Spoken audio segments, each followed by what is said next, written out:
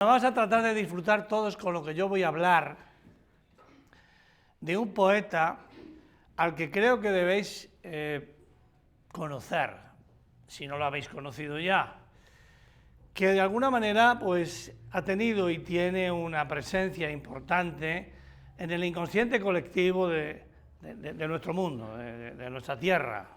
Con lo cual yo os voy a leer una serie de cosas y también quiero poner de manifiesto que voy a lanzaros algún tipo de palabras, preguntas y tal, que puede ser que sea la primera vez que escuchéis, no importa.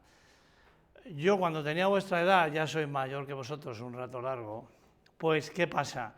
Que cuando asistía a conferencias que me daban, normalmente la mayoría de ellas no las entendía, pero sin embargo iba quedando un pozo de algo que solía escuchar y que después, cuando la vida me ha ido presentando otras cosas, yo ya reconocí aquello, o sea que me valió.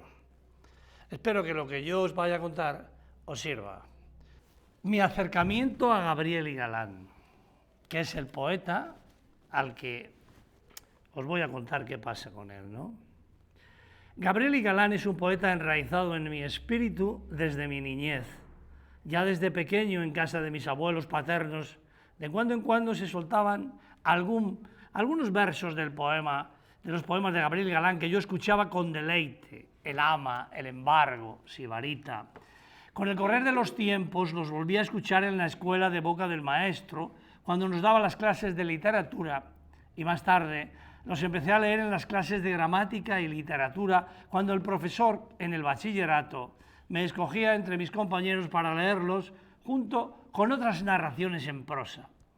Y aunque sus versos y personajes se me habían acercado en mi niñez y adolescencia, fue en la década de los 90 del siglo pasado, cuando ya enfrascado en el oficio del cómico, monté con mi compañera de teatro un recital de sus poemas que, junto con una actriz y un guitarrista, recitamos por más de 60 pueblos de Salamanca, Castilla y León y Extremadura.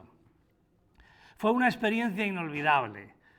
Pudimos comprobar con asombro que cuando recitábamos sus poemas, el público asistente los repetía al unísono con nosotros. Se los sabía de memoria. Nos dimos cuenta que la fuerza emocional de sus versos había pasado de una generación a otra, que seguían teniendo vida. Más tarde, tuve la suerte de recibir el encargo de la Junta de Castilla y León para rendir un homenaje al poeta a través de la puesta en escena de sus poemas. La semblanza de este poeta. José María Gabriel y Galán nació en Frades de la Sierra en 1870 y falleció el 6 de enero de 1905 en Guijo de Granadilla, Cáceres. Hijo de una familia campesina y amante de la poesía, estudió magisterio en Salamanca y Madrid y comenzó a escribir desde joven. Aunque trabajó como maestro en Guijuelo y Piedrahíta, abandonó la enseñanza al casarse en 1898 con Desideria García Gascón, trasladándose a Guijo de Granadilla. Su obra, ajena a las novedades temáticas del modernismo de Rubén Darío, aunque no tanto a las formales, se centró en el ambiente rural y expresó un concepto cristiano y optimista de la vida en la naturaleza. La familia patriarcal, la existencia hogareña y la austeridad del agricultor castellano fueron la materia de sus versos, que bebió en las fuentes de la literatura pastoril latina y en el siglo de oro español, así como en algunos autores españoles románticos y contemporáneos. Su consagración como poeta arrancó en 1901, cuando en los Juegos Florales celebrados en Salamanca fue galardonado con la flor natural por su composición El ama. Fue también galardonado en otros Juegos Florales, Zaragoza, Sevilla, Lugo, Buenos Aires. En 1902 publicó su libro Poesías castellanas y ofreció un recital exitoso en el Ateneo de Madrid. Falleció prematuramente en 1905 a los 34 años. Su muerte causó una gran conmoción popular. Tras el fallecimiento, su hermano Baldomero promovió la publicación y conservación de su obra. También fue uno de los primeros autores en denunciar la miseria de las urdes en sus poemas La Jordana y A Su Majestad el Rey, que al parecer influyó en la visita de Alfonso XIII a la comarca.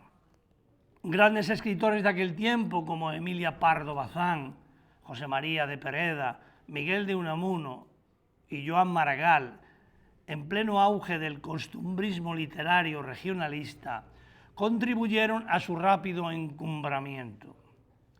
Posteriormente, la crítica le ha regateado méritos, aunque sigue siendo uno de los poetas españoles más leídos.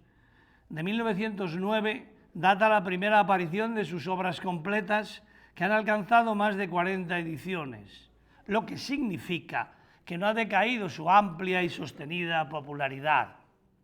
Cantó a las tierras y las gentes de Salamanca y Extremadura en una poesía realista, a veces monótona, pero que dio clara y musical expresión a sentimientos muy arraigados en la conciencia colectiva de su país.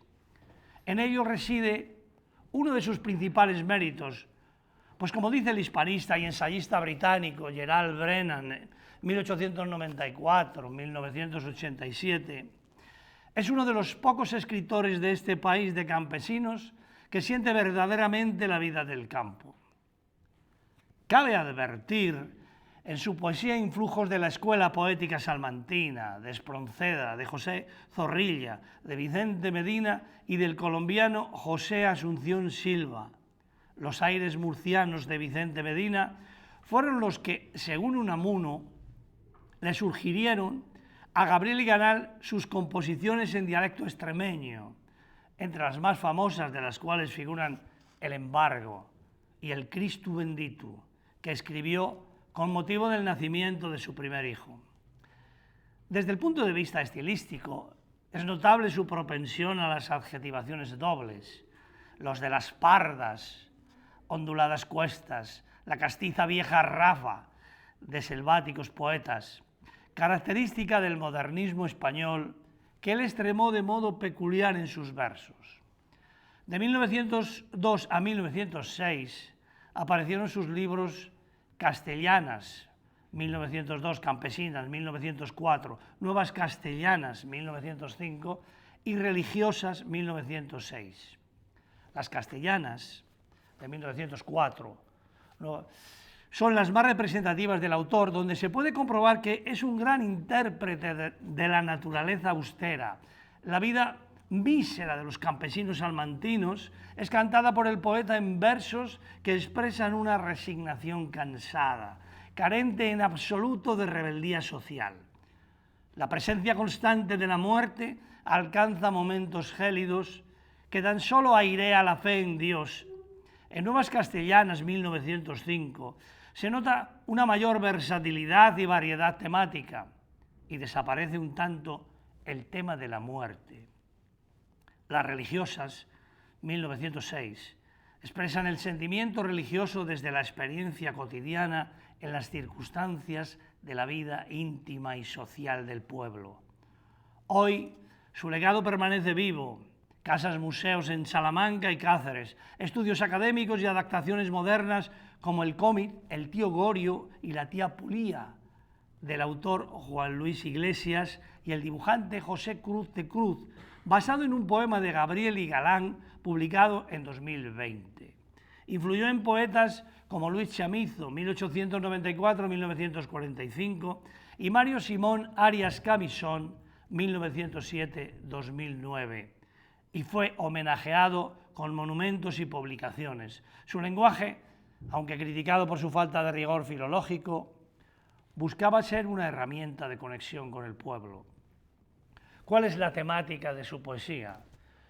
Pues la temática de su poesía gira en torno a la vida del campo y la aldea, la familia y la religión, el uso del lenguaje popular, el dialecto castúo, defensa de las costumbres tradicionales, crítica social, la situación miserable e inhumana en la que vivía la gente de las urdes.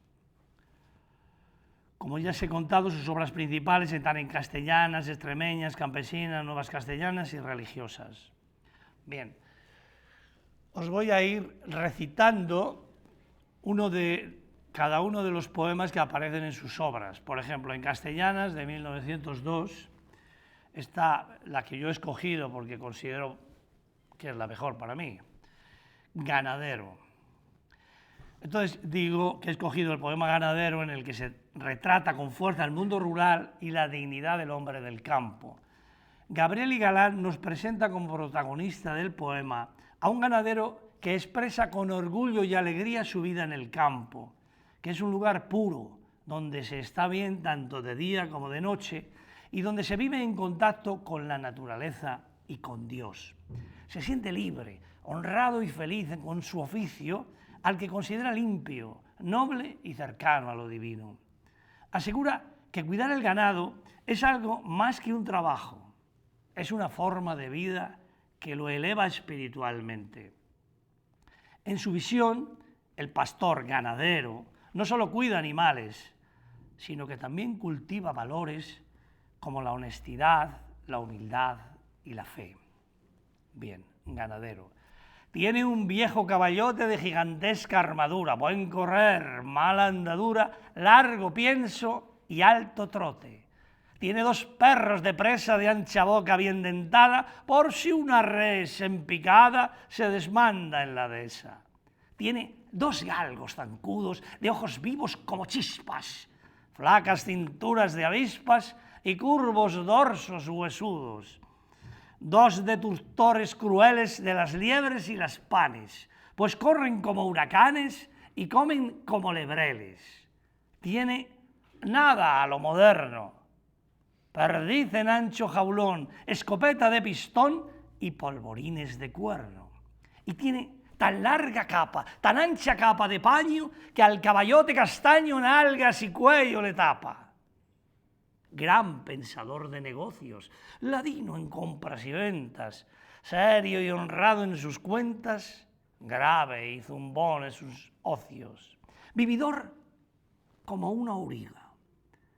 Su vida de siempre es esta: con las gallinas se acuesta, con las alondras madruga. Bien, voy a pasaros ahora a lo que es las extremeñas, de la que yo he escogido lo que considero que es la poesía que de alguna manera a mí me ha llegado más fondo de mi cuerpo, ¿no? De mi alma. El poema está incluido en sus extremeñas, como os digo, que es El embargo, y es el que más me ha impresionado. Bueno, es uno de los más conocidos del poeta de Frades de la Sierra. En él, el autor retrata con gran dramatismo y ternura una escena rural muy dura: el embargo de los bienes de una familia humilde por no poder pagar sus deudas. Un grupo de alguaciles llega a una casa campesina muy pobre para realizar un embargo. En ella vive una madre viuda, enferma, con su hijo pequeño. No tienen casi nada.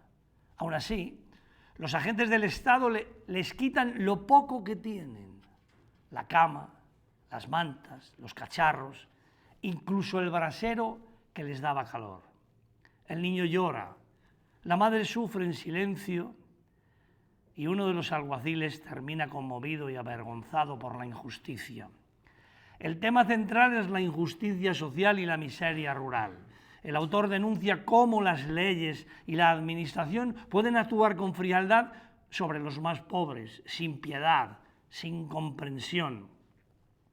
Gabriel y Galán usa este poema como sermón en verso para denunciar el sufrimiento de los campesinos y la falta de humanidad de ciertas instituciones. El poeta quiere que el lector reflexione sobre la injusticia y se sensibilice con el dolor del pueblo. Bien, os voy a recitar el embargo. Señor juez, pase usted más adelante y que entren todos esos. No le dé a usted ansia, no le dé a usted miedo. Si venís ante ayer a afligirlas, os tumbo a la puerta. Pero ya se ha muerto. Embargar los sabíos que aquí no hay dinero. Lo he gastado en comidas paella y en boticas que no le sirvieron. Y eso que me queda porque no me dio tiempo a venderlo, ya me está sobrando, ya me está gediendo. Embargarles y sacho de pico y esas jotis clavarse en el pecho y esa segureja y ese cacho de liendro. Herramientas, que no quede una, ya, ¿para qué las quiero? Si tuviera que ganarlo para ella, cualisquía me quitaba a mí eso. Pero ya no quiero ver el sisacho, ni esas jotis clavarse en el techo, ni esa segureja, ni ese cacho de liendro. Pero a ver, señor juez, cuidadito si alguno de esos es osado de tocarle a esa cama donde ella se ha muerto. La camita donde yo la he querido, cuando ambos estábamos buenos. La camita donde yo la he cuidado. La camita donde estuvo su cuerpo 4 meses vivo y 1 noche muerto. Señor juez, que ninguno se ha osado de tocarle a esa cama ni un pelo, porque aquí lo jinco delante usted mismo. Lleváisoslo todo menos eso, que esas mantas tienen suol de su cuerpo y me huelen a ella cada vez que las huelo. Oh. Vamos a despido.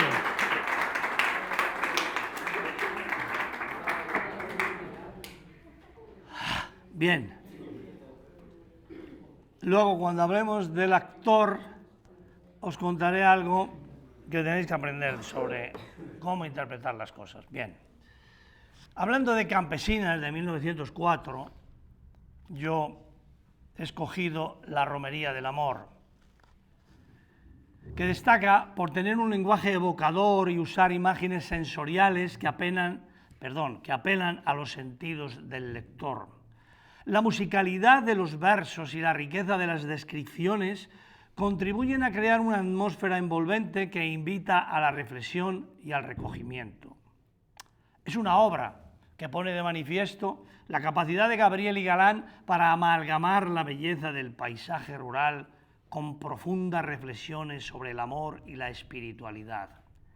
A través de este poema, el autor invita al lector a emprender su propia romería interior, explorando los caminos del amor y la fe en busca de una conexión más profunda con lo divino. La romería del amor. Declinaba la tarde lentamente. El sol enrojecido trasponía las cumbres solitarias del poniente. Tras un radiante y bochornoso día del sol sin nubes y de siesta ardiente. A medida que el rastro moribundo solo dejaba la extensión del mundo, la tierra, adormecida de la pereza en el sopor profundo, resucitaba espléndida a la vida, y cual mujer hermosa que de los sueños de enervante siesta despierta triste, de vivir ansiosa, y se dispone a la nocturna fiesta. Así la naturaleza, despertando del hondo sueño incubador del día, empezaba a moverse, preludiando la inmensa, rumorosa sinfonía de una noche serena, de brisas mansas y de una luna llena. La tarde se moría, y a medida que el fuego se apagaba del sol fecundador que ya se hundía, el monte melodioso se animaba, la vega se reía, se cargaban los aires de rumores y temblaban las hojas de alegría, y en la atmósfera azul, rica en fulgores, la luz crepuscular se derretía. Solo la de la tarde hay en el mundo que se pueda llamar bella agonía. Nuevas Castellanas, El ama. El ama es una de sus obras más conmovedoras, escrita tras la muerte de su madre y galardonada en los Juegos Florales de Salamanca en 1901, es un homenaje a la sentida pérdida de la figura materna y al ideal de la mujer rural, trabajadora y piadosa. Refleja la profunda conexión del poeta con su entorno y sus raíces, y cómo la pérdida de su madre afectó su percepción del mundo y su inspiración poética, el ama. Yo aprendí en el lugar en que se funda la dicha más perfecta, y para hacerla mía quise ser yo como mi padre era, y busqué una mujer como mi madre entre las hijas de mi hidalga tierra, y fui como mi padre, y fue mi esposa viviente imagen de la madre muerta, un milagro de Dios que verme hizo otra mujer como la santa, aquella. Compartían mis únicos amores, la amante compañera, la patria idolatrada, la casa solariega, con la heredada historia, con la heredada hacienda. Qué buena era la esposa y qué feraz la tierra. Qué alegre era mi casa y qué sana mi hacienda, y con qué solidez estaba unida la tradición de la honradez a ellas. Una sencilla labradora humilde, hija de oscura castellana aldea, una mujer trabajadora, honrada, cristiana, amable, cariñosa y seria, trocó mi casa en adorable idilio que no pudo soñar ningún poeta. Oh, cómo se suaviza el penoso trajín de las faenas cuando hay amor en casa, y con él mucho pan se amasa en ella, para los pobres que a su sombra viven, para los pobres que por ella bregan. Y cuánto lo agradecen sin decirlo, y cuánto por la casa se interesan, y cómo ellos la cuidan, y cómo Dios la aumenta. Todo lo pudo la mujer cristiana, logrólo todo la mujer discreta. La vida en la alquería gritaba, mejor dicho, giraba en torno a ella, pacífica y amable, monótona y serena. Y cómo la alegría y el trabajo, donde está la virtud, se compenetran. Lavando en el regato cristalino cantaban las mozuelas, y cantaban en los valles el vaquero, y cantaban los mozos en las tierras, y el aguador camino de la fuente, y el cabrerillo en la pelada cuesta. Y yo también cantaba que ella y el campo hiciéronme poeta. En 1906, ya es una obra póstuma, estas religiosas, de las que yo he escogido el poema La Cruz. Destaco este poema, que es una de sus creaciones más conmovedoras, en las que se expresa su profunda fe cristiana y su aceptación resignada del sufrimiento como parte del camino hacia Dios. El autor reflexiona sobre el dolor y la pérdida y cómo a través de la fe encuentra la fuerza para seguir adelante. Este poema refleja la visión cristiana del sufrimiento como un medio para alcanzar la redención y la unión con Dios. Gabriel y Galán transmite un mensaje de esperanza y fortaleza, animando a aceptar las pruebas de la vida con fe y resignación. La cruz. Con solo llorar mi suerte, con solo dejar abierta de tal herida la puerta, muriera de triste muerte, mas, hijo yo del Dios fuerte, me he resignado a vivir y voy dejándome ir sobre el polvo de la senda, caminando a media rienda por el campo del sentir. Porque si rindo la frente sobre las manos crispadas, si hacia las ruinas sagradas dejo que vaya la mente, si de mi llanto el torrente dejo que anegue mi vida, si abriese más esta herida que en lumbre de fiebre arde, viviera como un cobarde, muriera como un suicida.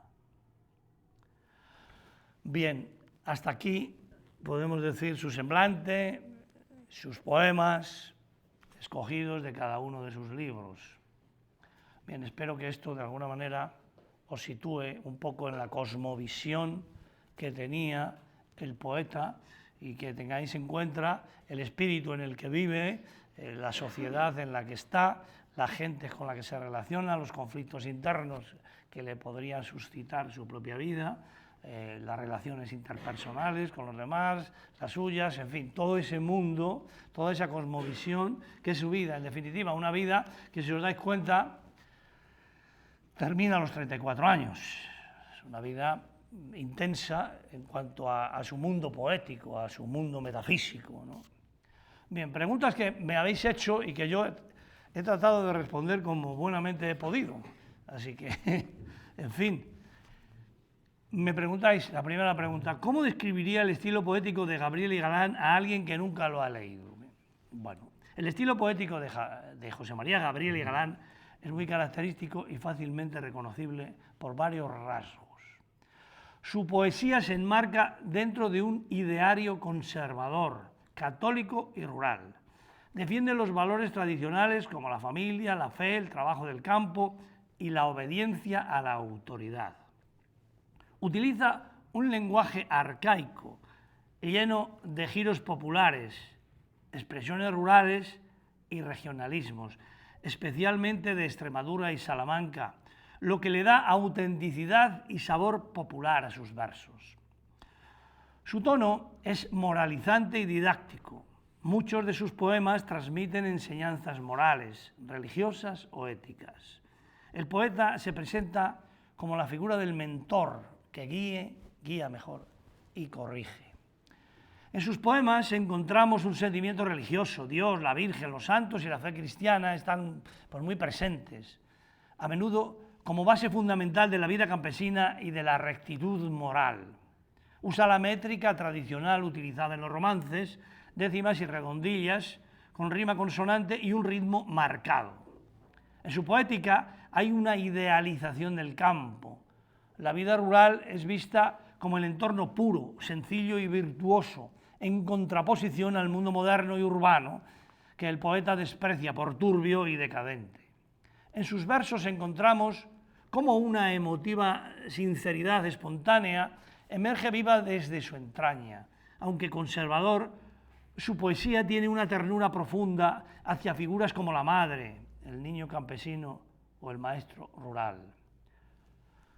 La segunda pregunta que me formuláis es ¿por qué cree que escribió muchos de sus poemas en dialecto extremeño o castugo? El castugo es una variante dialectal del habla popular extremeña y escribió en dicho dialecto por razones culturales, afectivas y literarias. El amor por su tierra, que aunque nacido en Frades de la Sierra, estaba profundamente apegado a Extremadura, donde vivió varios años, especialmente en Guijo de Granadilla, como os he dicho anteriormente. Allí desarrolló una intensa admiración por la gente sencilla del campo, sus costumbres y su forma de hablar, con una clara intención de dignificar la vida campesina, que en su tiempo era menospreciada frente a la cultura urbana. Usar el castúo fue una forma de dar voz auténtica a los hombres y mujeres del mundo rural, del pueblo, mostrando que en su hablar también había belleza y sabiduría. Al emplear el castúo en poemas como los de su serie extremeña, buscaba representar con fidelidad la mentalidad campesina. El uso del dialecto daba más realismo, calor y humanidad a los personajes de sus poemas. Además, el castúo tiene un tempo-ritmo y una armonía muy particular que facilita la recitación. Gabriel y Galán aprovechó su musicalidad para que los poemas tuvieran una fuerza emocional y cercana al pueblo. Aunque no era habitual, hemos de considerar que ya en el siglo XIX empezaba a ponerse en valor el uso de los dialectos y hablas regionales en la literatura como parte de la identidad nacional. Gabriel y Galán fue pionero en esto en Extremadura y su estilo influyó en autores posteriores como Luis Chamizo, que escribió toda su obra en castúo. Bien, el Sibarita está escrito en castúo. Este poema presenta a un personaje que sueña con una vida de placeres sencillos, siestas bajo los árboles, comidas abundantes y descanso sin preocupaciones. A través de un lenguaje coloquial y humorístico, el poeta retrata el deseo de una vida cómoda y sin obligaciones, reflejando la idiosincrasia del campesino extremeño. A mí nada más me gusta que darle gusto al cuerpo. Si yo fuera bien rico, hacía nada más eso. Echarme buenas siestas embajo de los fresnos, jartarme de gazpacho con huevos y poleos, cascarme buenos fritis con bolas y pimientos, mercar un buen caballo, tener un jornalero que tome lo que hiciera, pastarme yo bien quieto, andar bien jateado, echar cal instante medio, fumar de 9 perras y andarme de paseo lo mismo que los curas, lo mismo que los médicos. Si yo fuera bien rico, jamás hacía nada más eso. Que a mí nada más me gusta que darle gusto al cuerpo. Bien, esto decía el Sibarita. La tercera pregunta que me formuláis es ¿qué valores o ideas cree que sigue siendo actuales en la poesía de Gabriel y Galán? Bueno, es una pregunta un poquito... La poesía de José María Gabriel y Galán, a pesar de estar escrita a finales del siglo XIX y principios del XX, transmite valores que siguen siendo actuales por su arraigo humano y ético. Muchos de ellos, a mi modo de ver, ya se han perdido, y de otros quedan rescoldos, pero a pesar del nacimiento de nuevas costumbres y de los cambios generacionales, aún perduran en el inconsciente colectivo ciertos conceptos éticos y morales que él defendía y que engarzó en su obra. Por ejemplo, el amor filial, el respeto a los padres y la importancia del hogar como núcleo moral y afectivo. La dignidad del trabajo rural, la defensa del campesino, su esfuerzo y su conexión con la tierra, reivindicando una forma de vida sencilla y honesta frente al desprecio humano. Hoy esto palpita con los movimientos que valoran la sostenibilidad y el trabajo del campo, la España vacía o vaciada, depende de cómo se mire. La religiosidad y espiritualidad. Su visión cristiana y su fe impregnan sus versos, no como dogma, sino como guía moral, algo que todavía es significativo para muchas personas en búsqueda de sentido. Lo auténtico y el lenguaje popular. Al escribir en dialecto extremeño, castúo, Gabriel y Galán dio dignidad literaria a las hablas rurales, una idea que hoy conecta con el respeto por la diversidad lingüística y cultural. La crítica social, aunque conservador, denunció la miseria y la desigualdad, como os he dicho, como en sus poemas sobre las urdes, lo que muestra una sensibilidad humana que sigue teniendo una relevancia considerable en nuestra sociedad actual. La cuarta pregunta que me hacéis es, ¿cree que los jóvenes de hoy pueden conectar con la poesía de Gabriel y Galán? Bueno, esto es un poco arriesgado contestar la pregunta de la manera en que lo voy a hacer, pero no importa, porque estoy ante un auditorio joven, lleno de vida y al que hay que sorprender, ya que es lo que pretendo a fin de cuentas. Inculcarle la idea de que jamás deberéis perder la curiosidad y el asombro a lo largo de la vida, pues eso fue lo que hizo que los griegos pasaran del mito al logos, cuando sin quererlo descubrieron el concepto de filosofía, el amor al conocimiento por saber, el origen y finalidad de las cosas, o sea, el descubrimiento de la sabiduría. Teniendo además en cuenta que la poesía despierta sensaciones un tanto singulares, que va directamente al sentimiento y a la emoción, que utiliza además el lenguaje para llamar la atención sobre el propio lenguaje, para destacar cómo están dichas las cosas, y que hace uso de la metáfora para llevarnos a entender la realidad desde otro lugar. La poesía de Gabriel y Galán, como yo la entiendo y he manifestado, está escrita de forma llana, coloquial, fácil de entender. Quizá por ese motivo se le ha considerado, como os he dicho, un poeta menor y no lo es. Así que en un ejercicio de imaginación y desde una perspectiva muy personal, su forma de decir, sentir y pensar me recuerda a los aedos, poetas y cantores épicos de la antigua Grecia, con Homero como el más grande de todos, que acompañado de su lira recitaba los más de 15.000 versos de la Ilíada y los más de 12.000 de la Odisea ante el auditorio.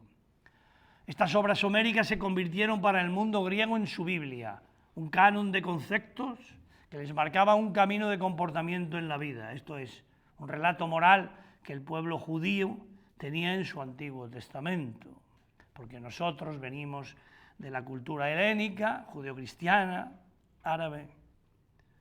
Esas son nuestras raíces. Y entonces vosotros sois jóvenes en relación a uno que es mayor que vosotros. Entonces, lo importante que yo descubrí cuando tenía vuestra edad era una cosa, era de dónde venía, dónde estaba y a dónde quería ir. Es decir, vosotros estáis en esa tesitura. ¿Sabéis dónde estáis? Supongo, pero es importante saber de dónde venís para poder saber dónde queréis ir. Bien, el relato de la Ilíada viene a mostrarnos por qué digo todo esto y por qué hablo de los griegos y de Homero para entronizarlo con Gabriel y Galán. Bien, ahora todo tiene su explicación. El relato de la Ilíada viene a mostrarnos cómo entendían la vida los griegos. Su afán vital era la gloria y morir con honor en la guerra. Sin embargo, en la Odisea, Homero nos narra que el canon de Ulises no era el de Aquiles, Héctor o Patroclo. Bien, no os voy a explicar quiénes eran Aquiles, Héctor o Patroclo, buscarlo, héroes del relato ilíaco, sino el retorno al hogar.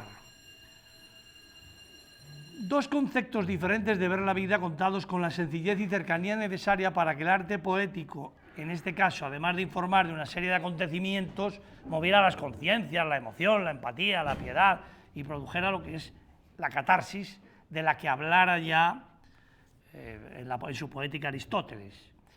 Acercarme a Gabriel y Galán desde Homero tal vez sea una osadía, pero os he dicho que sois jóvenes y necesitáis la osadía, la curiosidad y el asombro, concepto de los que os he hablado.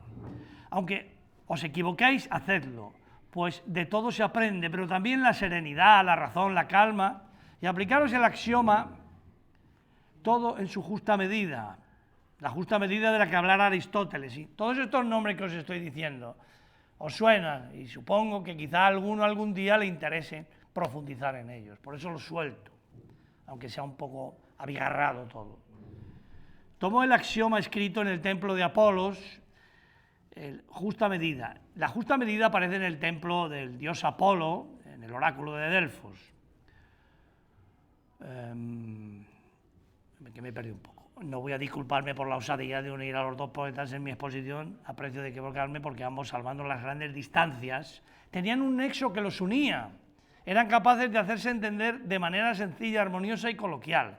Si os acercáis lo suficiente a ambos, conectaréis con ellos, porque su poesía habla del quehacer cotidiano, del paisaje, de la luz, de la vida, de la resignación, de la lucha, del coraje, de la muerte y de la vida también, del espíritu de sacrificio, entre otras muchas virtudes. Y aunque las costumbres hayan cambiado, las raíces no. Porque las raíces están ahí. Y lo que hay que hacer desde la óptica de una nueva generación es trascenderlas, no ignorarlas, no entenderlas, sino buscarlas, entenderlas y trascenderlas. Entiendo que la poesía, si no es una revelación de las musas, como creían los antiguos griegos, es algo que trasciende la racionalidad. Nos permite entrar en una dimensión que va más allá del materialismo. Por eso, y es importante esto, hay poetas que acaban descubriendo verdades que aunque no las habían escrito, mejor dicho, solo fueron capaces de entenderlas tras escuchar a los rasodas, es decir, escriben el poema de una forma inconsciente, y lo hacen, queda bien, el rasoda lo emite, y en ese momento el poeta entiende lo que quiso escribir. Es impresionante. Bien. La quinta es que le atrajo de la figura de Gabriel y Galán para dedicarle una obra de teatro. Fue un encargo de la Junta de Castilla y León para celebrar el centenario del fallecimiento de Gabriel Galán. La propuesta, y esto es importante, de crear una dramaturgia a partir de la obra del poeta fue un reto, ya que no es fácil convertir poemas que están enfocados a provocar emociones.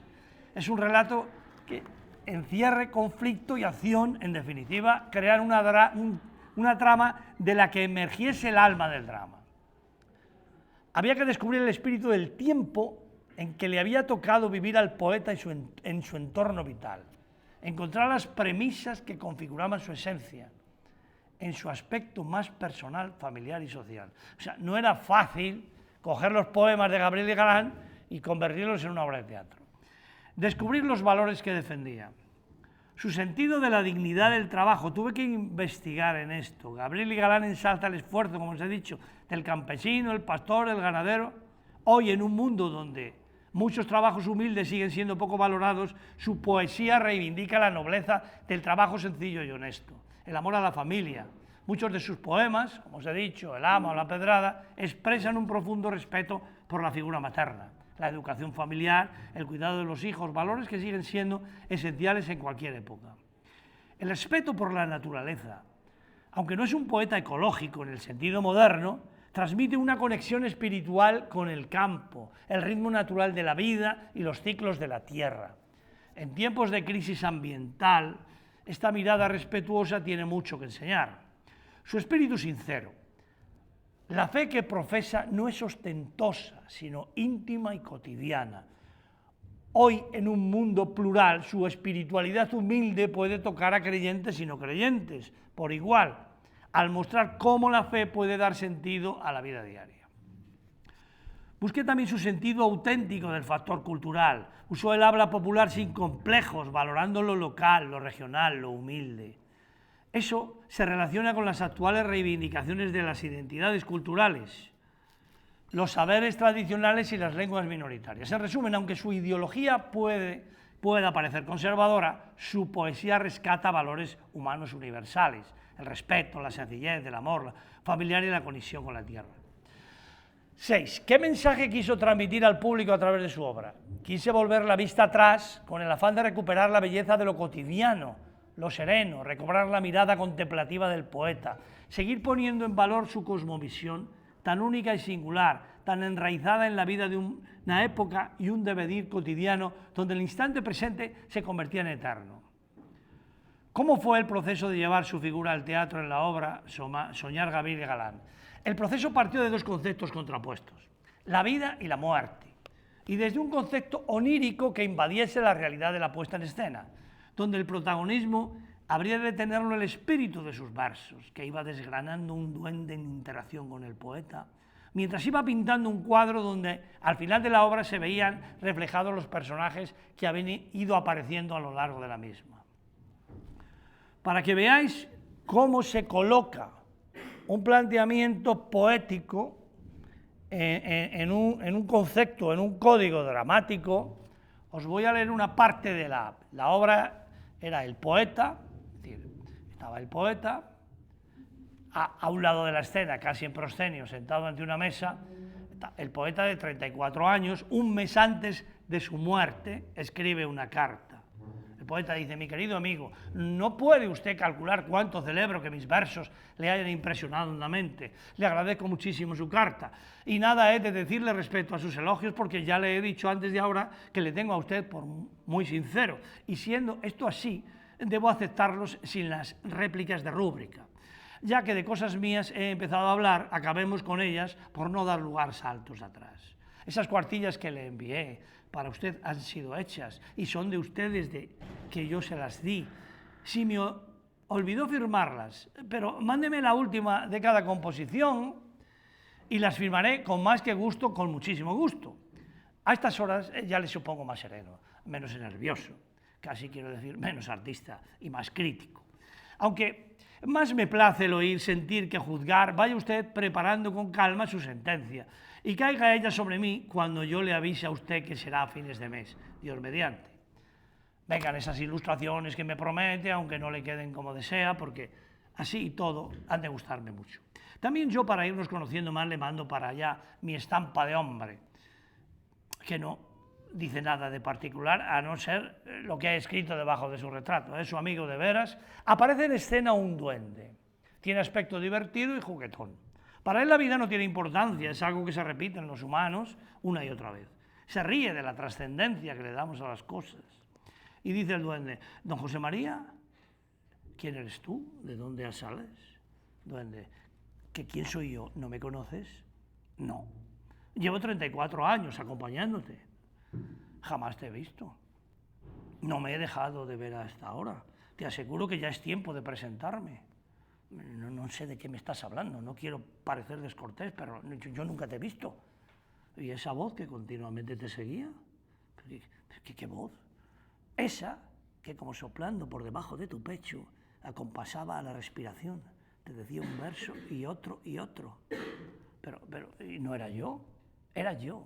Lo que pasa es que me confundo contigo, es decir, formo parte de ti, aunque debes saber que cuando tú te vayas, yo seguiré por el mundo y me volveré a posar en algún que otro espíritu creador. No te entiendo, pero vale, dices que me sigues, dices que me hablas, que me dijiste que nunca oí tu voz. Te dije al oído tus poemas, te hice mirar hacia los cielos para que vieras en ellos la belleza de las nubes, ver a las gentes con ojos nuevos, capaces de mirar por dentro y luego contarlo. Tú eres eso que llaman inspiración. Para unos he sido musa, fíjate, musa yo con estas pintas. Para otras he sido un ángel, me han pintado en cuadros y todo, pero te diré que ahora soy un duende. Hay un poeta que ahora tiene 6 años, que hablará de mí y me entronará como el príncipe de la inspiración. ¿Un poeta? ¿Lo conozco? No me escuchas, José María, tienes ahora 6 años, no lo conoces y, lo que es peor, no lo llegarás a conocer. ¿Pero por qué? Digamos que no estarás aquí, que me moriré. ¿Cómo? ¿Cuándo? ¿Y tú lo sabes? Pronto, amigo mío, pronto. Pero no te entristezcas, la gente siempre te recordará. ¿Morir? Ya sé que nos tenemos que morir y que siempre es pronto, pero recordarme, ¿quién me recordará una vez que muera? Aquellos para los que escribiste tus poemas, la gente del campo, la gente normal, los hijos y los nietos de los habitantes de los pueblos en los que vivimos, y muchos, muchos más. Aunque no te lo creas, tus poesías han sido memorizadas por miles de muchachos. La verdad es que me agrada mucho que me digas eso, aunque si de verdad me conoces sabrás que no me gustan los oropeles ni las lisonjas. Sabes que lo mío es el campo, estar aparte, observándolo todo, pero sin involucrarme demasiado en las cosas del mundo y no por soberbia, tú lo sabes, sino porque es demasiado, demasiado complicado para mí. Aún así, es verdad, he intentado ver más allá de lo cotidiano, más allá de la triste realidad de la gente del campo. No te preocupes, no ha sido lo que se dice una persona alegre, pero bueno, la verdad es que había situaciones en las que a uno se le caía el alma a los pies. Eso es verdad, sí, es difícil saltar de alegría cuando eres sensible a las penas de los demás. ¿Recuerdas aquel poema que hiciste a un muchacho que cuidaba vacas? Mi vaquerillo, sí, cómo olvidar aquella estampa. El otro día, pero no el otro día de hoy, de diciembre de 1904, sino el otro día de los espectadores. ¿Espectadores? ¿Pero qué dice? Tranquilo, ya lo entenderás, déjame que siga. Decía que el otro día me quedé escuchando a una guapa muchacha que a la salida del colegio comenzaba a recitar este poema. Y fíjate que han pasado 100 años. Eres un espíritu loco y quieres enloquecerme a mí también. 100 años. ¿Dónde estaremos dentro de 100 años? Yo circulando y tú creo que también. Todos morimos. Hay quien dice que mientras estás en el corazón de la gente o en su recuerdo, nunca mueres. Duende y poeta quedan en penumbra. Tras ellos, una pantalla translúcida que al iluminarse aparecen las escenas relacionadas con los poemas.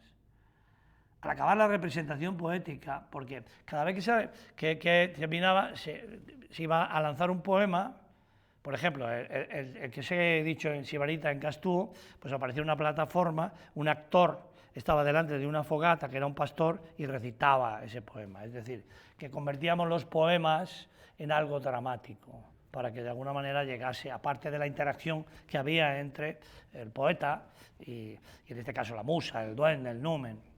Entonces, uno de los sale una chica, sale un poeta, joven, siendo él ya joven, y está en una piedra sentado, y dice: he dormido esta noche en el monte con el niño que cuida mis vacas. En el valle tendió para ambos el rapaz una raquítica manta, y se quiso quitar, pobrecito, su blusilla y hacerme almohada. Una noche solemne de junio, una noche de junio muy clara. Los valles dormían, los búhos cantaban, sonaba un cencerro, rumiaban las vacas. Y una luna de luz amorosa, presidiendo la atmósfera diáfana, inundaba los cielos tranquilos de dulzuras sedantes y cálidas. Qué noches, qué horas, qué auras, para hacerse de acero los cuerpos, para hacerse de oro las almas. Pero el niño, que solo vivía, me daba una lástima recordar que en los campos desiertos tan solo pasaba las noches de junio, rutilantes, medrosas, calladas, y las húmedas noches de octubre, cuando el aire menea las ramas, y las noches del turbio febrero, tan negras, tan bravas, con lobos y cárabos, con vientos y aguas. Recordar que he dormido, pudieran pisarle las vacas, morderle en los labios horrendas tarántulas, matarlo los lobos, comerlo las águilas.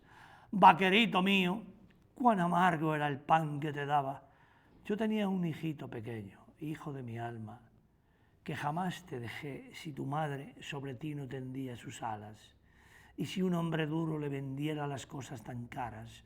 Pero ¿qué van a hablar mis amores si el niñito que cuida mis vacas también tiene padres con tiernas entrañas? He pasado con él esta noche y en las horas de más santa calma me habló la conciencia muy duras palabras y le dije que sí, que era horrible que llorándolo el alma ya estaba. Y termina esa escena y volvemos al poeta que habla con el duende. No es verdad. Recuerdo una carta que le escribía a mi amigo Pepe González. Él me venía a decir algo parecido a lo que tú me hablas. Yo le contesté que no, que por hablar de lo bueno no dejaba de despreciar lo malo. ¿Acaso le decía amar mucho la luz no es detestar las tinieblas? ¿Adorar la libertad no es odiar la tiranía? ¿Hacer amable la virtud no es una condenación del vicio? Cada himno al bien es un salivazo al mal. Son dos procedimientos para lo mismo, con la ventaja para el mío de que me doy o le doy a los demás atracones de aire limpio y no festines de carne que hiede a muerta. Esto último, en literatura, ya te lo he dicho, lo considero más fácil que aquello y hasta más accesible para todos y de mayor efectismo. Es decir, se van intercambiando mientras el duende va pintando los personajes que tienen que ver con los poemas de Gabriel Galán, van hablando, van dialogando y paralelamente se van desarrollando los poemas de una manera viva, ¿no? Van los actores diciendo los poemas. La octava pregunta es: ¿qué siente al interpretar un personaje histórico o una figura literaria como Gabriel Galán? Yo no interpreté a Gabriel Galán, diseñé la partitura dramática, o sea, el tronco del árbol, las ramas, los personajes, así como la dirección escénica, junto con el autor Daniel Pérez, del quien es este texto, y lo llenamos de literatura. Entre los dos a la limón levantamos lo que son dos partituras, la partitura literaria y la partitura dramática, y luego ya la partitura escénica, que es coger la obra y levantarla en escena, ¿no? Ya darle cuerpo, ¿no?, a eso. Por eso hay que crear una partitura literaria, una partitura dramática y una partitura de dirección escénica. ¿Qué habilidades cree que son esenciales para declamar en público? Esto es importante si realmente vais a declamar en público, o vais a hacer algo de teatro, os vais a dedicar a la interpretación, etcétera, etcétera. Lo primero de todo es entender qué quiere transmitir el poeta, el significado de sus metáforas, la semiótica que maneja el estilo, el espíritu del tiempo que quiere plasmar.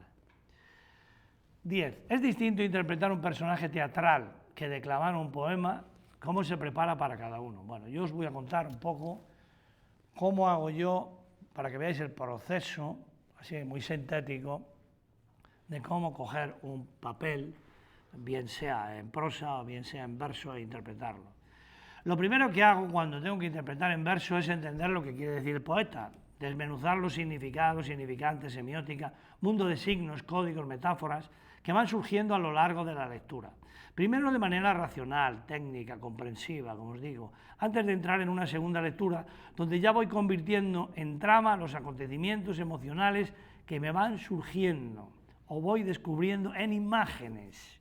O sea, traduzco todo esto ya en imágenes. Es decir, es la hora de utilizar la interacción de los dos hemisferios cerebrales, el izquierdo, que es el racional, y el derecho, que es el que utiliza el símbolo, que es como se entiende.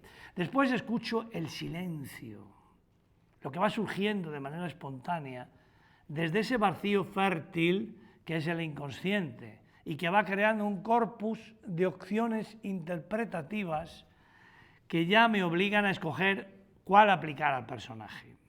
Dicho de otra forma, se produce lo que diría Stanislavski, ahora os explicaré quién es, y aunque yo sé que este tipo de personajes, de nombres y tal, os suenan un poco como muy a chino, no importa escucharlos, nunca se sabe si vais a poder necesitarlos. Dicho de otra forma, como os decía, se produce lo que diría Stanislavski, la reencarnación, es decir, la entronización de la máscara del personaje en el actor, para que de esta manera aparezcan en escena dos entidades, el actor y el personaje. Así, cuando veáis cine, teatro, televisión, o sea, cuando veáis un planteamiento dramático, ver que hay dos entidades en escena. Una es el actor y otra es el personaje, o sea, la máscara entronizada. Los buenos actores, actrices, entronizan muy bien con la máscara, se transforman sin perder para nada su identidad. Es decir, un personaje no puede dominar,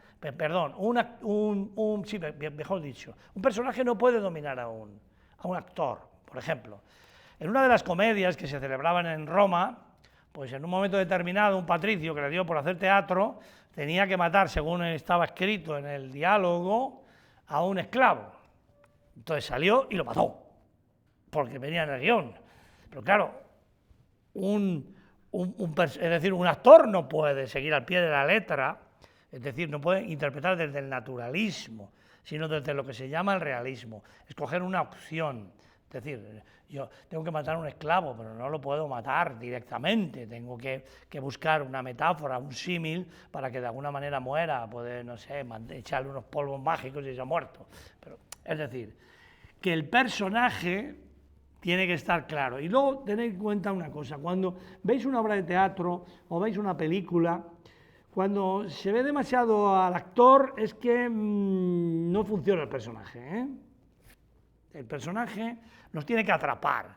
Si no nos atrapa, porque muchas veces cuando uno ve interpretar a actrices o actores, ve que están recordando el papel. Entonces está viendo que se está acordando el papel. El papel hay que aprenderlo y luego olvidarlo para que surja de manera inconsciente y espontánea. Cuando yo hablo con mi partener, existe lo que se llama el acción-reacción. Yo le lanzo, ya me lanza. Bien, vamos a hacer un ejemplo. ¿Queréis que haga un ejemplo? Ven, tú, ven. Sí, tú.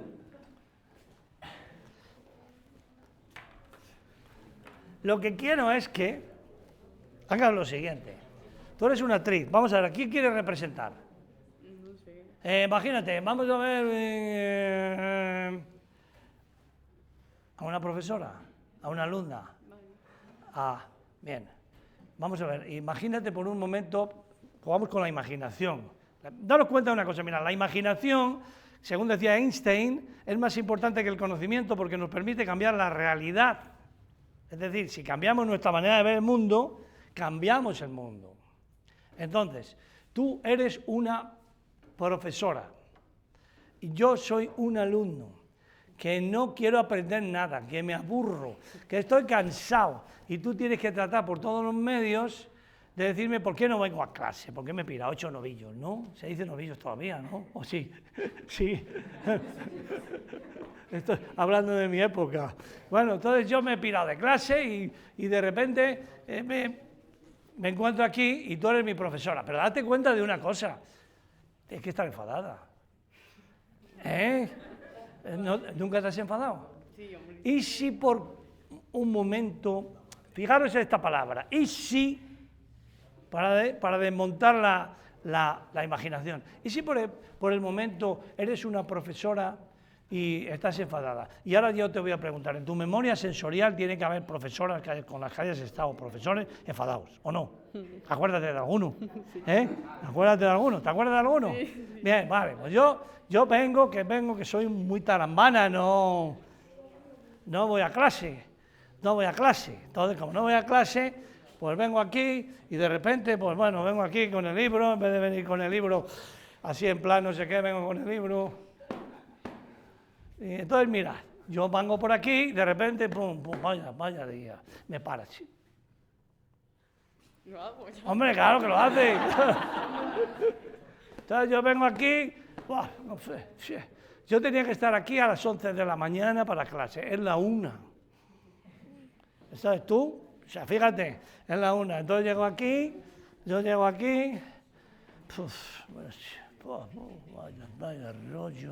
rollo con esto. Para. ¿Qué? ¿Cómo que para? ¿Y con esa sonrisa voy a parar? ¿Cómo voy a pararme con esa sonrisa? Vamos a ver. Yo llego aquí y digo, bueno, vaya rollo con esto, ahora me tengo que poner aquí con Gabriel Galán, que quién es este tipo. Yo no sé si estará alguna discoteca, esto de la poesía, y esto es un rollo, menudo rollo. Para. ¿Cómo que para? ¿Qué pasa? ¿Por qué? Que has llegado tarde. ¿Cómo que he llegado tarde? Pues si es la 1. Tenías que estar aquí a las 11. ¿Cómo que hay que estar aquí a las 11? Sí, a las 11. Bueno, pues puedo venir, porque como te ríes tanto, pues ya está, me marcho. Bueno, vuelvo a entrar. Y te tienes que enfadar, ¿eh? Vamos a ver, que te enfades. Vaya rollo. Para. ¿Qué? Que ¿Por tenías qué? que venir a las 11, no a la 1. ¿Cómo que tenía que venir a las 11? Yo no era a la 1. Pues yo, No, era a la 1. no Pues era a a la las 1. 11. No era a la 1, tienes que discutir, esto es acción-reacción. Yo digo, no, pero a ver, son las 11. Son es la 1, pero yo digo que son las 11, son las 11, es la hora de llegar. No, has llegado tarde. ¿Cómo que llego tarde? Porque es la 1. ¿Cómo que la 1? ¿Cómo que la 1? Si tienes mal el reloj. No, yo lo tengo bien. ¿Cómo que lo tienes bien? Pero si el mío es el que funciona, es mejor reloj que el tuyo. No, que es la 1. Y además, ¿para qué quieres que venga a la 1 para leer este rollo? A ver, cuéntame. Porque lo tienes que leer. ¿Y por qué lo tengo que leer? Si a mí esto no me interesa. A mí me interesan otras cosas. El TikTok, por ejemplo, me interesa más. Bueno, pero también lo tienes que leer. ¿Y por cómo que lo tengo que leer? Yo voy a lo mío, que es el móvil, que encima me lo han quitado. Normal que te lo quiten. ¿Por qué me lo tienen que quitar? Porque llegas tarde y no haces nada. No, nada. Bueno, ahora te pones tú a hacer de yo.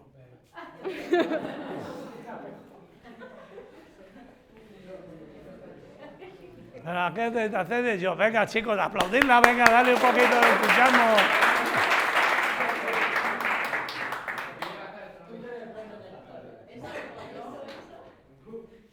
Che, Morena, ¿dónde vas? A clase. ¿Cómo que a clase? A clase. Y encima se ríe, pero tú te crees que estas son horas de llegar. Sí. ¿Por qué? Pues si hemos quedado que la clase es a las 11 de la mañana. Bueno, he llegado un poco tarde. Has llegado un poco tarde. ¿Y se puede saber por qué has llegado un poco tarde? Me he quedado dormida. Ah, te has quedado dormida. ¿Y también cuando quedas con tu novio te quedas dormida? No. Ah, no, vaya, hombre. Voy a tener yo que quedar con él para ver si de alguna manera conseguimos que vengas a la hora. ¿Qué son, las 11? Sí, no. Es la 1 de la tarde. Bueno, se me ha ido la hora. Se te ha ido la hora. ¿Y ya has leído lo que te mandaba a hacer? No me ha dado tiempo. ¿Dónde te has dado? Venga, oye, a ti si te has levantado tarde no te ha dado tiempo. Ya. ¿Y por qué no te ha dado tiempo? ¿Por qué no? Ah, no te ha dado tiempo. ¿Y qué piensas hacer? Pues nada. Ah, no vas a hacer nada. Bueno, mi hija, ya te voy a dejar por imposible. Venga, marcha.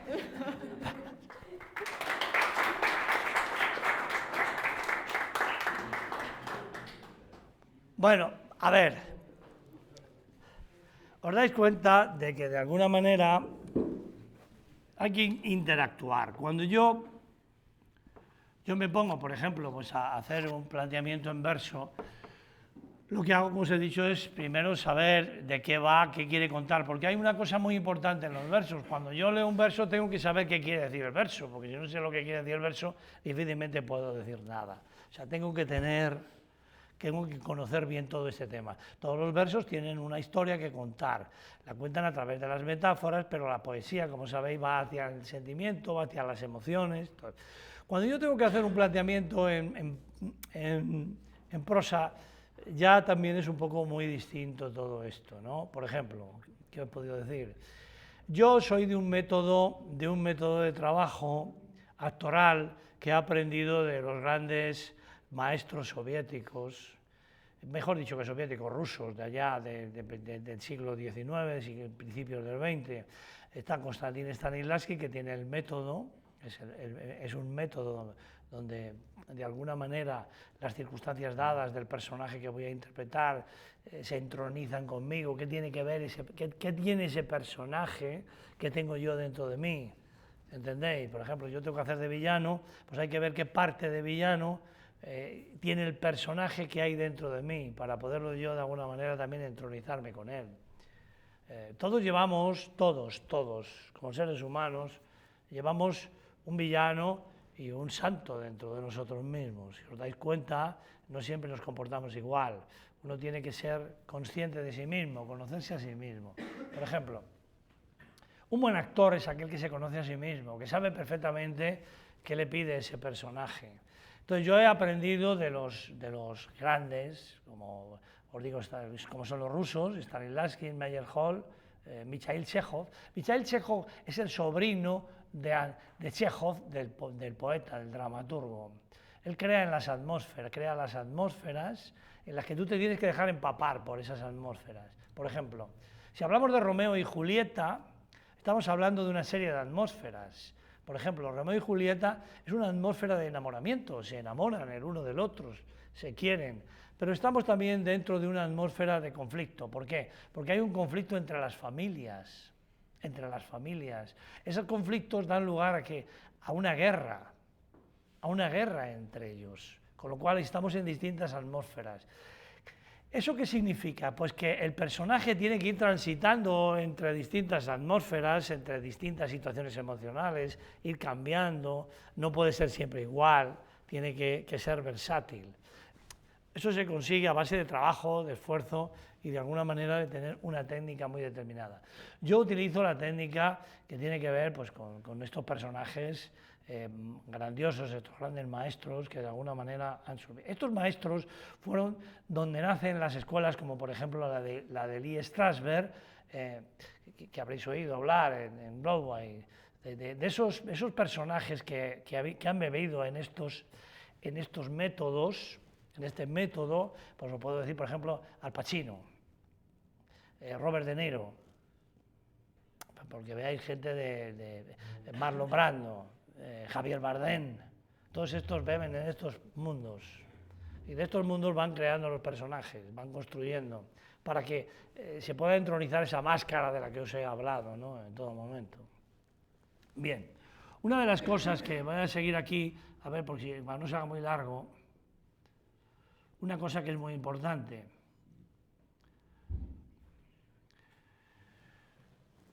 Que es, sobre todo, cuando vais a actuar o cuando vais a hablar o cuando vais a exponer algo, vais a leer en clase o vais a exponer de alguna forma vocal algo, hay que aprender una serie de cosas. Mira, una de las técnicas que yo utilizo y que se utilizan en la interpretación y en el canto es la respiración diafragmática. Esto es una de las cosas más importantes que hay, no solamente para los estudiantes, sino también para aquellos profesores que dan clase todos los días y tienen que aguantar los chillidos, los alborotos, mandar callar a la gente, en fin, todo eso acaba desgastándoles hasta tal extremo que muchos acaban con grandes problemas de afonía o tal. O nos vamos a una fiesta y entonces en una fiesta hay tanto ruido que lo que queremos hacer es sobrepasar los decibelios que tiene la música hablando. Eso es imposible, ¿me entendéis? Si los decibelios están a 800, o están a 80, o están a 90, yo no puedo subir por ahí. ¿Por qué? Porque voy a utilizar un sistema que me va a perjudicar. Daros cuenta de una cosa, incluso hablando bajo es como más se entiende, porque la voz transmite, se profundiza, atraviesa las paredes. Vosotros estáis viviendo en un 7º piso y abajo hay unos tipos sentados en una terraza del bar hablando y lo estáis escuchando todo desde arriba, porque la voz tiene tanto poder que llega perfectamente. Bien, ¿cómo hay que utilizar la voz para que no tengamos problemas importantes? Bien, la voz parte de lo que se llama el esfínter glótico, que está en la glotis. El esfínter glótico es como un tapón donde aparecen las cuerdas vocales. Bien, tapan el esfínter glótico. ¿Para qué? Para que cuando, por ejemplo, tosamos, eso se cierra y no pase la comida a los pulmones. Cuando comemos no pasa, se cierra, si no pasaría a los pulmones. Entonces, el esfínter glótico tiene, por ejemplo, al toser se cierra. Cuando hablamos hay que saberlo usar y se utiliza con la respiración diafragmática. El diafragmática es como un émbolo. Cuando nosotros respiramos, el émbolo baja. Cuando nosotros expiramos, el émbolo sube. Bien, imaginaros por un momento que tenemos una tubería. Esto es una ley física elemental. Una tubería que tiene un diámetro de 20 centímetros, por ejemplo, y hay un caudal de agua que pasa de 100 litros por segundo por esa tubería de 20 centímetros de diámetro. Si nosotros esos 20 centímetros de diámetro los reducimos a 10, ¿qué vamos a conseguir? Una mayor presión de agua, ¿no? Una mayor presión. Vamos a conseguir presionar, sacar la misma cantidad de agua con la misma presión. Bien, ¿qué se hace con la voz? Para que la voz no se dañe, no acabéis con afonías, con afonías, os voy a enseñar una técnica para que intentéis empezar a aprovecharla. Lo importante es que la columna de aire que vamos a exhalar encuentre una posición, lo hagamos con la mayor presión posible, para que esa presión consiga que las cuerdas vocales, que se dañan porque se inflaman y se inflaman porque se rozan unas con otras, al conseguir una presión de aire en la exhalación, que es lo que estoy haciendo yo ahora, esas cuerdas vocales vibran como las cuerdas de una guitarra.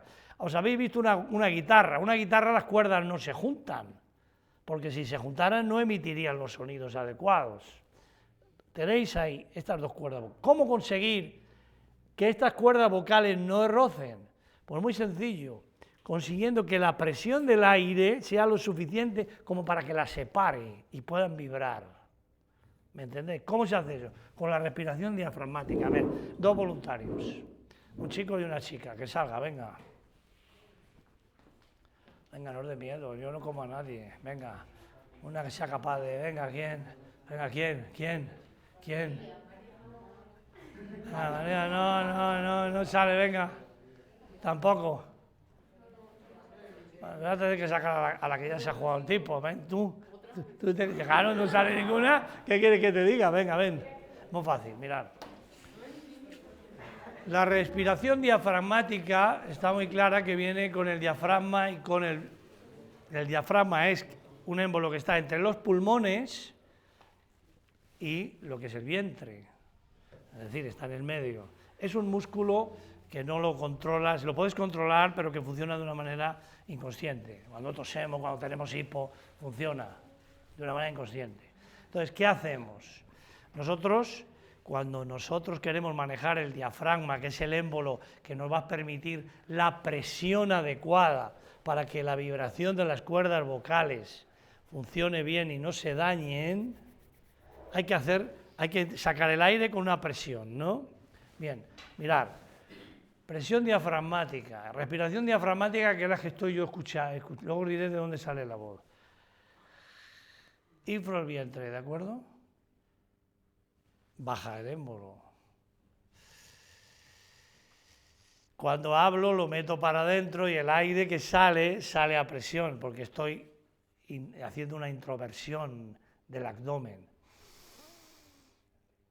1, 2, 3, 4, 5, 6. Así nunca me daño. Teniendo el estómago presionando y el aire saliendo, no hay. Tened en cuenta que de 3 a 5 litros es la capacidad pulmonar normal.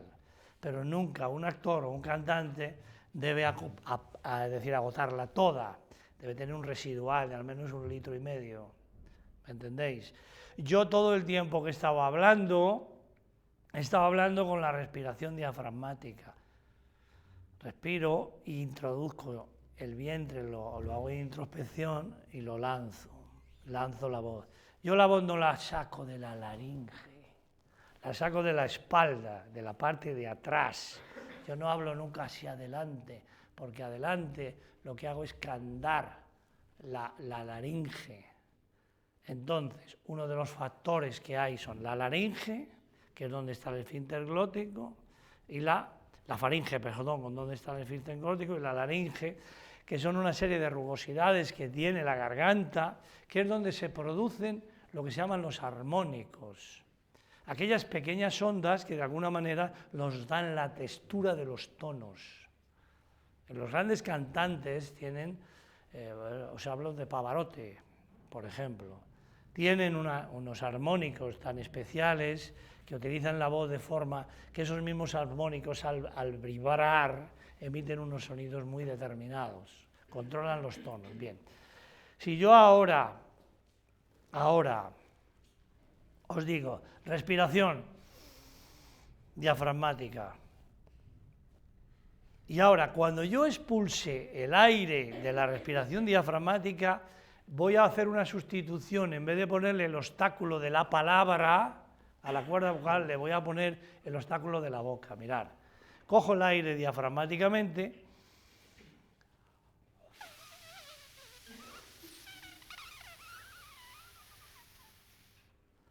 ¿entendéis? Y lo suelto mientras hago la retroversión del abdomen, muy pequeño. A ver, vamos a ver.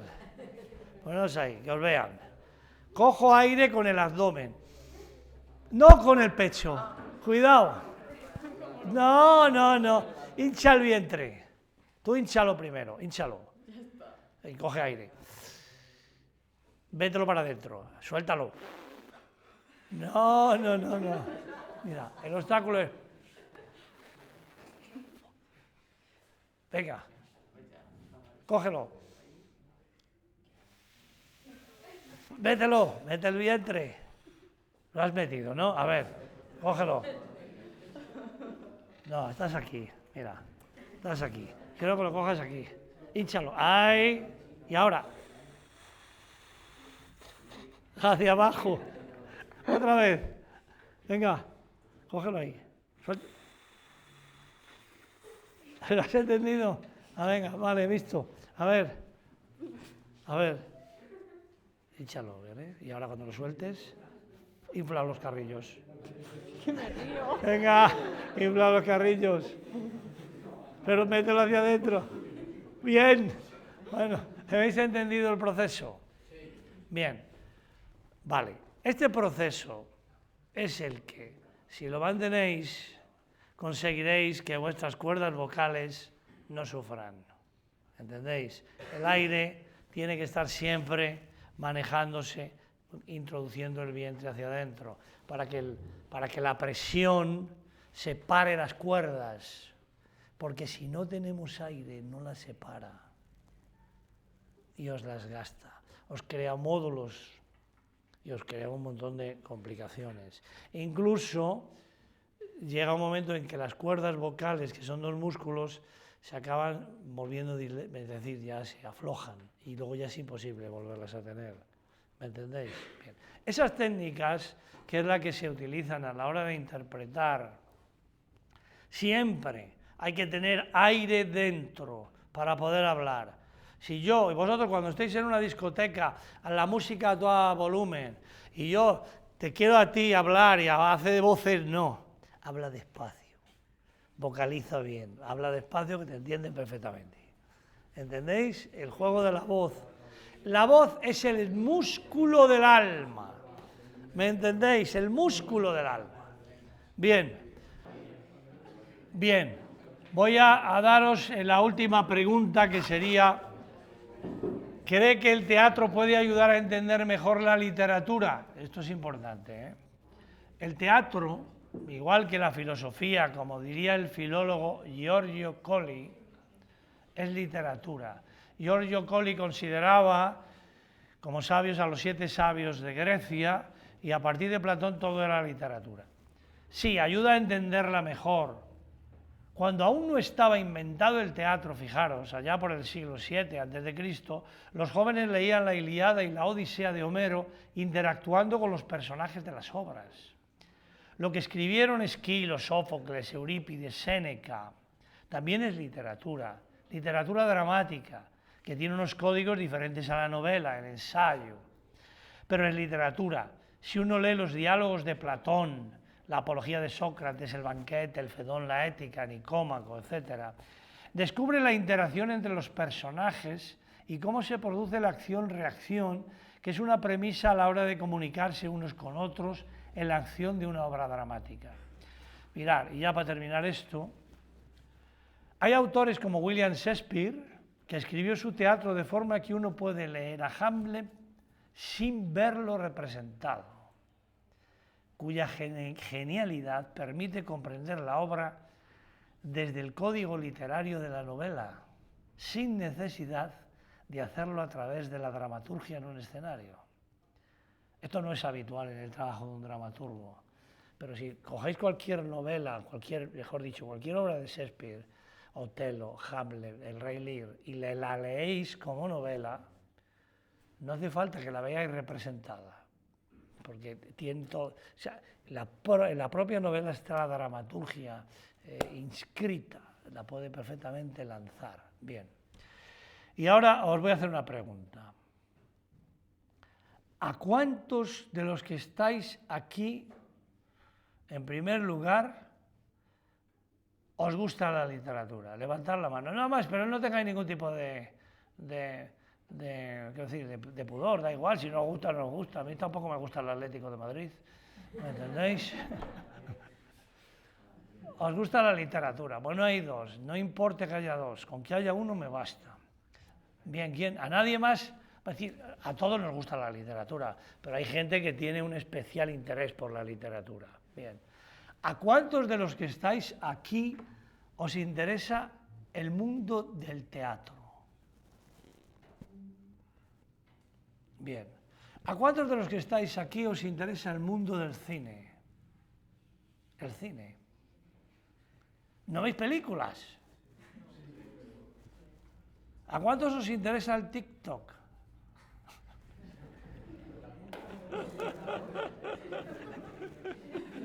¿A cuántos os interesa el Instagram? A uno, bueno, bien, bien. ¿A cuántos? A ver, claro, bien. ¿A cuántos os interesa la educación?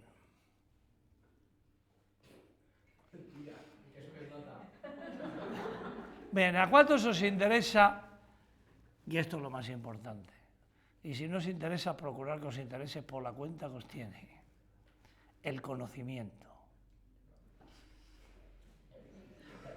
Menos mal, menos mal, menos mal, menos mal. Bien, que interese conocer. Bien, a ver, a algunos se le ocurre, a ver, no tengáis, a ver, perder un poco, a ver, os lo digo, perder un poco el miedo a lo que dirán los demás. Vamos a ver, lo que dirán los demás son opiniones de los demás, ¿me entendéis? Lo que dicen los demás son sus opiniones, están en su cabeza, son su manera de ver el mundo, no os tiene que interesar lo más mínimo. Realmente lo importante es escuchar, mirar. Había alguien que era muy inteligente, más que yo, pero un rato largo, que era Séneca. Y Séneca decía, tiene usted que estar en el mundo, pero procurar no ser del mundo. Procurar no ser del mundo. Entonces, a ver, que alguien me explique como él quiera, como le dé la gana, como le dé... Sí, me da exactamente igual. Que rompa los cánones establecidos. Mirad, escuchadme un momento, para que esto lo tengáis muy claro.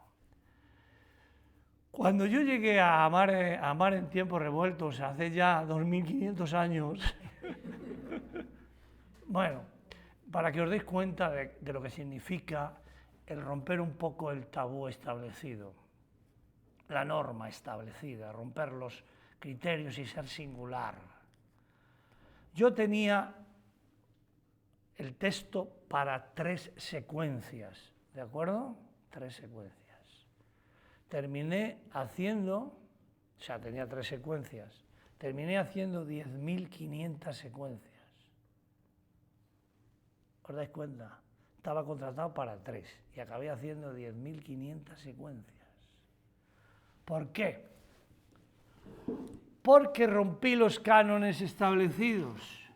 Y entonces el primer día, las 3 secuencias que tenía, las hice a mi manera. Y me dije, bueno, ¿qué puede pasar? ¿Que me echen a la segunda secuencia? Pues no pasa nada. Eran 3, han aguantado 2. ¿Me entendéis? Pero cuando yo rompí los esquemas y fui singular, me dijeron, no, en vez de 3 vas a seguir haciendo todas las demás. Bien.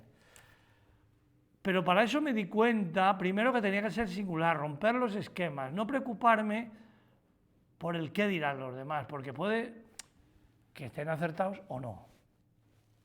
¿Me entendéis? Cada uno tenéis vuestra manera de pensar, vuestra manera de ver la vida, vuestra manera de ver el mundo. Os lo he dicho antes, el mundo cambia cuando yo cambio mi manera de verlo. Si yo veo que puedo decir, esto es amarillo, y no, esto es verde. Bueno, pues es verde para ti, pero para mí es amarillo. Bien, ¿qué pasa? Quiero que alguien rompa un poco el esquema, aunque los demás se rían, que no pasa nada. Que se rían, que lo apunten, que manden mensajes por Instagram, por YouTube, por no sé qué, pero que diga, ¿por qué me interesa el conocimiento? Es una pregunta socrática. ¿Por qué a usted le interesa el conocimiento? ¿Qué es lo que cree que le viene bien del conocimiento? ¿Por qué lo hace? Pero de la forma más coloquial, más sincera. Yo no pretendo, aparte de que lo que tú puedas decir, yo también lo voy a aprender. Es decir, el que da una conferencia, una clase o lo que sea, tener en cuenta que enseña, aprende fundamentalmente, que es el camino mejor para aprender, es enseñar, pero sobre todo aprende también de los demás. Todos tenemos algo que aprender de todos, todos. Nadie tiene la verdad absoluta, porque no podemos entender la totalidad de la vida, ya que somos limitados, muy limitados. Entonces, si somos limitados y encima nos limitamos más por la opinión que tiene el de la puerta, el portero del edificio, pues estamos perdidos. A ver, ¿por qué te interesa el conocimiento? Pero bueno, no ocupa lugar, es una frase hecha. Bien, es una frase hecha, no ocupa lugar, pero hay algo mucho más profundo dentro de ti que te lleva por ese camino. Es un camino muy filosófico, muy griego. Los griegos querían saber el conocimiento. ¿Pero por qué? No es útil. A veces el conocimiento no es útil, no tiene utilidad. ¿Me explico? No tiene utilidad. ¿Qué utilidad tiene el que yo se haya hablado aquí en esta chapa inmensa sobre Gabriel y Galán? ¿Qué utilidad puede tener? Algo tenéis que haber aprendido de alguien que hizo la vida, vivió la vida como la vivió muriendo a los 34 años. A veces lo que es decir, a veces el corazón tiene razones que no entiende la razón. Si tratamos de racionalizar las respuestas a las cosas, es muy difícil que podamos llegar a lo más profundo de nuestro corazón. Entonces, eso es muy difícil. Pero a ti te gusta el conocimiento porque lo llevas dentro de ti por algo, que no hace falta que lo digas, pero tú sabes que lo necesitas. Esa es la pregunta. Necesitas el conocimiento. Yo también lo necesito. ¿Para qué? No lo sé. Pero lo necesito. Yo necesito el conocimiento que me estáis dando vosotros. Unos se aburren como ostras, otros no se enteran de la misa a la media, pero algunos se enterará. Es así, pero es normal, porque el que aparentemente no se entera de nada, al final algo ha quedado de esto que un día lo descubrirá. Eso es lo importante, porque el inconsciente lo coge todo. Mirad, todo lo que yo haya podido decir aquí no se ha perdido nada en vosotros, nada. Racionalmente, es decir, desde el punto de vista sensorial, puede ser que no lo hayáis captado, pero lo ha captado vuestro inconsciente. Está ahí, la información no se pierde, la capta toda, porque toda esa va ¿a dónde? Al sistema evolutivo del sistema nervioso central. O sea, todo eso tiene algo que ver con la evolución, y sobre todo el cerebro, que está hecho única y exclusivamente para protegernos, para mantenernos vivos, para que evolucionemos. La mente es otra cosa. Hay quien piensa que está fuera del cuerpo. Pero bueno, ya no vamos a entrar en ese planteamiento tan esotérico, ¿no? Vamos a dejarnos en ¿por qué me interesa el conocimiento? No importa que no sepas por qué, el caso es que hay una tendencia interna tuya que te lleva a buscarlo. Y daros cuenta de una cosa, es muy importante que todo lo que oigáis, que todo lo que os transmitan los profesores, que se dejan la piel, estoy convencido en ello, porque yo también he sido alumno y he visto lo que han tenido que sufrir para aguantarme, hasta el extremo que en cierta ocasión me echaron del colegio, ¿me entendéis? O sea, que tuvieron que aguantarme. Con lo cual, todo lo que os digan, escucharlo, porque nunca sabéis si lo vais a poder necesitar alguna vez. Esto quedároslo claro, la vida es muy larga, muy grande y da muchas vueltas. Bien. ¿Alguna pregunta filosófica de alto nivel, por favor? ¿Alguna pregunta así de alto nivel o no? Cualquier pregunta vuestra es de alto nivel. Partimos de ahí. Mirad si está a alto nivel, que suena hasta el timbre.